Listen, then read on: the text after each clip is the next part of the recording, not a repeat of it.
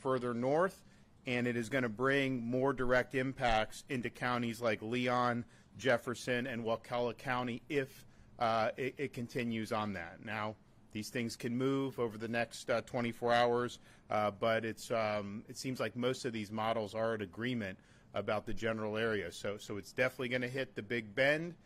Everywhere in the Big Bend is going to get storm surge, is going to see major impact, whether the eye wall's hitting you or not. So please prepare for that. It is going to be a significant impact to that region of Florida. Now, if you are in an evacuation zone and you've been directed to evacuate, particularly if you're in a low-lying area or coastal area in that Big Bend region, now's the time to do it. You still have a little bit more time. If you wait much longer, by the time we get in further into tonight, the weather's going to start getting nastier and nastier, and we're looking at an impact of the eye wall arriving sometime tomorrow morning. So you really got to go now. Now's the time. If you don't, if you stay hunkered down tonight, it's going to be too nasty tomorrow morning to be able to do it. Now, if you do choose to stay in one of the evacuation zones, first responders will not be able to get you until after the storm has passed. That's right. They're not going to be able to get there until after the storm has passed. So please make decisions that are best for you and for your family. And remember, you don't need to travel hundreds of miles away. You don't need to outrun the storm. Simply getting to higher ground in a shelter, with friend's house, hotels, any of that will work. A lot of times you can do that within your own county, but you certainly are thinking more about traveling tens of miles rather than needing to do hundreds of miles.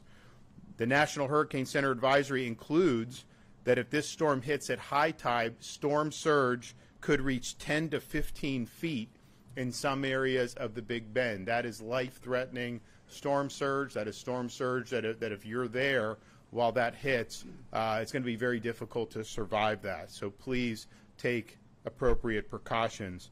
We do have counties, a total of 28 counties have now issued some form of evacuation orders, including more recently Alachua, Hamilton, Leon, Nassau, Putnam, and Sumter. Know your zone on that. Typically, these are going to be zones A. Some will be zone A and B. And if you're in an area, certainly the coastal areas, barrier islands, and then if you're in areas that are low-lying or near some of the rivers, you likely would be advised to be evacuating at this time. We are already seeing impacts. In Southwest Florida, we're seeing storm surge. I mean, the eye of this storm is probably 100 miles or more off the coast of Southwest Florida, and yet those outer bands are already showing significant impacts. So you're going to see impacts all up and down the west coast of Florida as the night goes on and as we get in to the wee hours of tomorrow morning. We have been working with folks for the evacuations. So the tolls have been suspended in Citrus, Hernando, Hillsborough, Lake, Pasco, Pinellas, and Sumter County. That started at 4 a.m. this morning. That will continue until this event is concluded. We've also worked with the Florida Restaurant and Lodging Association to make sure that all hotels will allow you to bring your pets. Don't leave your pets behind. You got to take them with you, and these hotels are going to be understanding of that. All the counties have at least one pet-friendly shelter as well. So please take care of your pets. Very, very important. They need you in this type of circumstance. Uber has also announced that they will be offering free round-trip rides to and from evacuation shelters with a value up to $35. You can use the code Idalia Relief to be able to claim that. So we want to thank Uber for stepping up and helping. We have all 8 urban search and rescue teams with almost 600 personnel ready to deploy to help with search and rescue efforts. Hopefully that's not necessary. Hopefully everyone heeded the warnings, and hopefully nobody ends up in harm's way when the storm hits. But we know that that's likely to be a necessity to have some rescues. So these folks are ready to go. They're located up and down the state, and they are going to go where they are needed, and we really appreciate having them. We also have additional search and rescue personnel that are going to be augmenting the USAR teams. We've been working with counties to make sure they have the resources they need to deploy. We've received 400 active missions that we are coordinating. We've either fulfilled or will have those fulfilled today and be ready to go when the storm hits tomorrow. We have 1.1 million gallons of fuel that's staged and ready to deploy. We don't know what the fuel situation is going to be like. Sometimes it can be bad, sometimes not as much. This will be able to fill gaps if those gaps exist. There are over 50 shelters throughout the state that are open. In every county that has any type of evacuation notice does then open at least one shelter for people to go to. Our Florida Highway Safety Motor Vehicle has 5 Florida licensing on wheel mobiles and 6 mini mobiles ready to deploy to impacted areas to help residents replace important documents such as driver's license. Hopefully that's not going to be necessary, but if you end up in that situation, we want to have folks that are going to be able to help you out with that. We've deployed almost 250 Starlink internet devices. We have another 500 plus staged and ready to go, and we'll likely be putting those into place soon after the storm passes by. Many school districts have announced school closures for today and for tomorrow, so please just check with your county. But if you're in the path of this storm, it's pretty good bet that the schools are not going to be open tomorrow. We also have 18 state colleges and 6 universities that are not having school tomorrow as well. As the winds become stronger today and into the night, Florida Department of Transportation will be coordinating with FHP and local law enforcement to close bridges once wind speeds reach 40 miles an hour or more.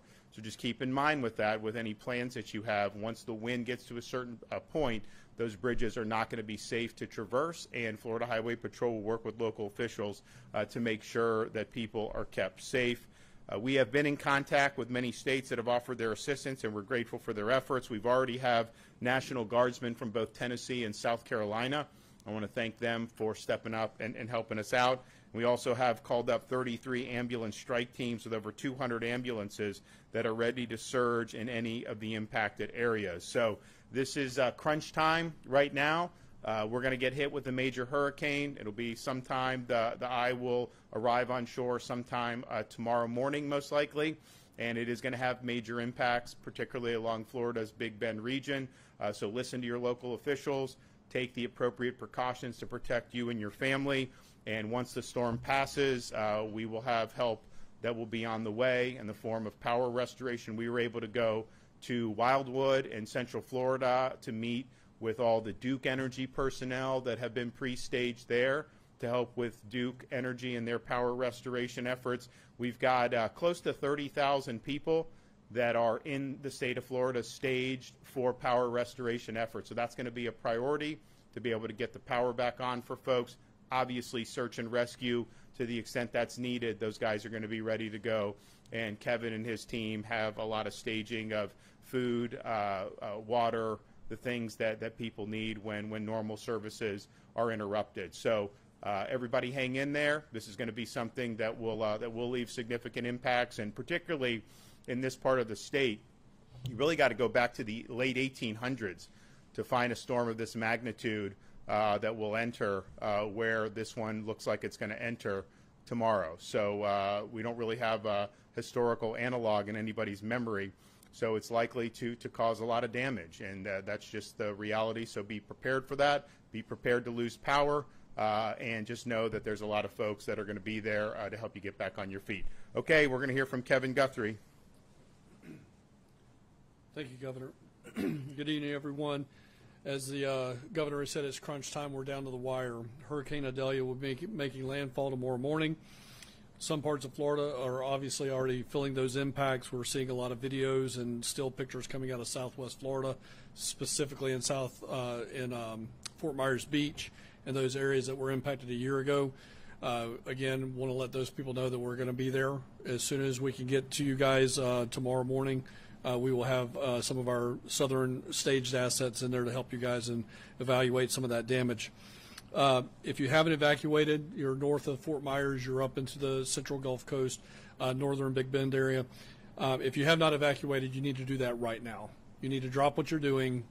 You need to go to your room, pack up, pack your things, and get to safety. If you need power, you need to get to safety. You need to evacuate right now. We are going to experience historical flood surge up into the Big Bend area. This is nothing to be messing around with. We were in the vehicle traveling with the governor when I got the phone call that there was going to be potentially 10 to 15 feet of storm surge. Put that in perspective, that's 3 foot higher than what was predicted for Hurricane Ian in Fort Myers Beach. So please heed the warnings. If you're in that Big Bend area, your emergency managers are calling for an evacuation, please do it. I was on the phone again with Levy County, John McDonald. He is greatly concerned about Cedar Key, 12 to 13 feet of storm surge there. We've got to act, and we got to act now. We have launched our state assistance information line, or also referred to as cell line. That's number is 1-800-342-3557. Again, that's 1-800-342-3557. Residents can call the cell line and find out about how to prepare before, during, and after a hurricane, road closures, alternate routes, available open shelters, shelters designed for medically dependent individuals, and reentry information once it is safe to return. You can also, of course, get up-to-date information on our website at floridadisaster.org/updates. I know that we were with the CFO, and I would reiterate what he said earlier today. Take pictures. Take pictures of your home now. See what it looks like now before the storm is here, so that, again, when it happens, if you have damage, you then take pictures. You have before and after pictures. Taking pictures of the interior portion of your home as well, not just the exterior portion of your home. And then please do not be taken advantage of after the storm. Make sure that you are you don't do any cash transactions, you don't sign anything. If you've got any type of issues when it comes to insurance, you can always call the CFO's office at 1-877-MY-FL-CFO, and he will certainly help you out through all of that. So please heed warnings, do smart things. Please evacuate right now if you need to do so. And again, Governor, as always, thank you for your leadership on this. Thanks, General. Thank you, Governor, for your leadership and for your support of your Florida National Guard. Director Guthrie, thank you for your tremendous work and of your team, the great work you're doing to ready our state to protect Florida citizens. The Florida National Guard is fully mobilized with over 5,500 soldiers and airmen deployed or deploying. We are ready to provide humanitarian assistance, search and rescue, route clearance, and security missions throughout the area of operations in partnership with our state and local agencies. Over the past 48 hours, the Florida National Guard has been positioning personnel and units in strategic locations near expected landfall areas to assist impacted counties as rapidly as possible. The Florida National Guard's response efforts are organized around 4 task forces. Task Force 53, our main effort, is operating in the western coastal counties with 1,600 guardsmen. Task Force 164 is prepared to support counties in the central and northeast Florida with over 1,200 guardsmen. Task Force 83 is prepared to provide aviation support for search and rescue operations and commodity distribution. And Task Force 50 is prepared to provide transportation, sustainment, and communication support with over 1,100 guardsmen as needed. In addition, we have guardsmen currently manning state logistic response centers and other warehouses with over 200 guardsmen throughout the state. We're supporting over 20 county emergency operations centers with liaison specialists, and we continue to work mission requirements prior to landfall, including setting up Tiger Dam containment systems around Manatee County Hospital. The Florida National Guard currently has on hand 2,400 vehicles available to include high mobility and high water vehicles, 14 rotary wing aircraft with additional aviation assets coordinated with neighbor states through mutual aid agreements, and 23 small watercraft to support search and rescue operations and delivery of supplies in flooded areas. I shared Governor DeSantis' remarks, and I want to thank our neighboring Guard states for their assistance and willingness to provide additional assets during this critical time. And lastly, I'm proud of the quick response of your National Guard soldiers and airmen, and know they are grateful for the opportunity to serve the citizens of our great state. Thank you.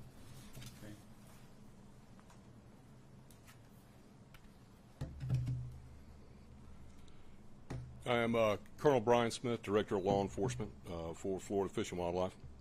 And Governor, I want to thank you for your leadership and support during this emergency, as well as Director Guthrie, your support to FWC and making sure we have all the tools we need to get this job done.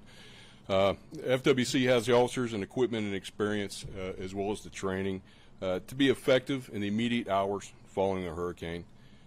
We want to remind everyone, just as has been said before, please heed any warnings, and if you are in evacuation zones, please evacuate. FWC has staged 2 rapid response teams just outside the projected path of Idalia, with nearly 50 personnel, and emergency response equipment. We'll be bringing high-wheel vehicles and boats capable of negotiating this high-water environment, and our officers are well-versed with the necessary precautions in this post-storm environment. FWC will be there to help everyone. We're coming to help you along with our brothers and sisters and first responders.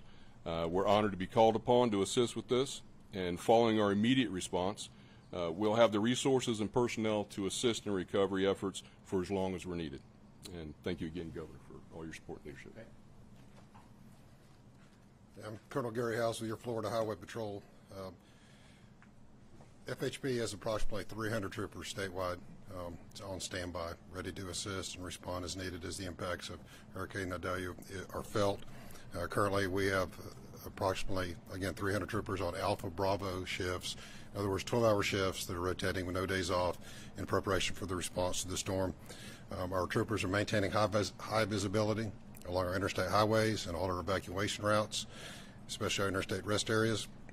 We're coordinating with our local sheriff's offices, and we're assisting specifically in Taylor, Dixie, and Levy counties and notifying residents in evacuation areas to evacuate and heed that warning. We're coordinating with our FDOT partners, monitoring our roadways and our bridges to make sure they're safe for travel.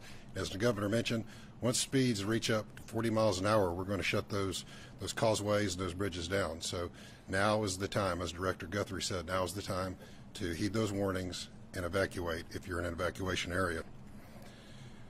We're going to continue to monitor, and we advise you to also monitor your local emergency management officials and local sheriffs and follow their directions as they put out releases and directions for you to follow as the storm approaches and the impacts are felt. After the storm passes, I would encourage you not to go out and sightsee. Give first responders room to work, room to respond, and room to assist those in need. As you travel our highways, if you've become disabled, your vehicle becomes disabled, try to get out of the traffic ways. If you're unfortunately involved in a collision, try to clear the roadway and dial star FHP or 347. Star FHP or 347 if you need assistance. And if it's an immediate emergency, always dial 911. Governor DeSantis, thank you for your leadership, your support of your Florida troopers and law enforcement in general. Director Guthrie, also thank you for your support. Florida has great leadership, and we're proud to serve with you. Thank you. Okay, so be ready for impact. It's going to happen. We'll be prepared for losing power, of course, and we've been stressing that over the past many days. This could have really significant storm surge on those coastal areas alongside the Big Bend. And storm surge of this magnitude is not something we've ever seen in this part of Florida in any of our lifetimes. So please take the appropriate precautions and just understand that this is something that absolutely can be life-threatening if you were in one of those areas that is in the coastal or low-lying areas when you're met with this type of storm surge. Okay, any questions? Quick question about to follow up on the insurance thing, because so many people are worried about it right now.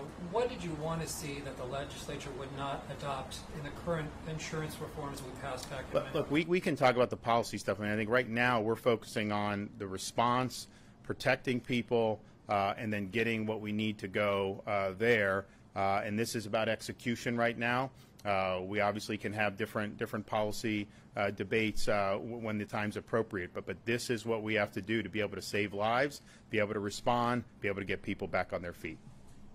Can you kind of talk about how many people are heeding those evacuation notices? How many people are under those evacuation notices right now? So I'll let Kevin jump in if I say anything wrong, but I mean, I think on Cedar Key, the vast majority have done it. Yes, sir. And I think that I don't think it's 100%, but I think it was a lot. I think it was a big percentage. and probably a bigger percentage in some of those really sensitive areas than happened in Hurricane Ian with some of those areas that ended up being ground zero. Of course, I think there's been a lot more notice that this storm was likely to hit in this area compared to Ian, because I think we had some track shifts, so I understand how people process that. But we've been talking about the Big Bend now for a few days, and I think people got the message. And I think by and large, I think that they have heeded the advice. So I would say way more have heeded than have not heeded. Obviously, the storm is going to be pretty significant for Leon County with all the big trees we have. We haven't had a big hurricane, if not ever.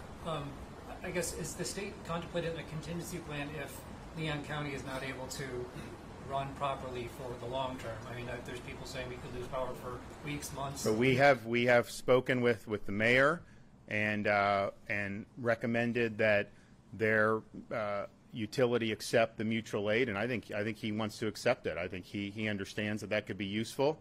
I think he understands that they want to get the power back on as quickly as possible. This utility here locally, has had some trouble on some of these situations with weaker storms in the past. I know in 2016. So we have the support here, and we want it to be used. So I think the city is going to welcome it, and that's why we have these people pre-staged, because we understand when you have a situation like this. I mean, hopefully nobody ends up in a life-threatening situation in Leon County at all.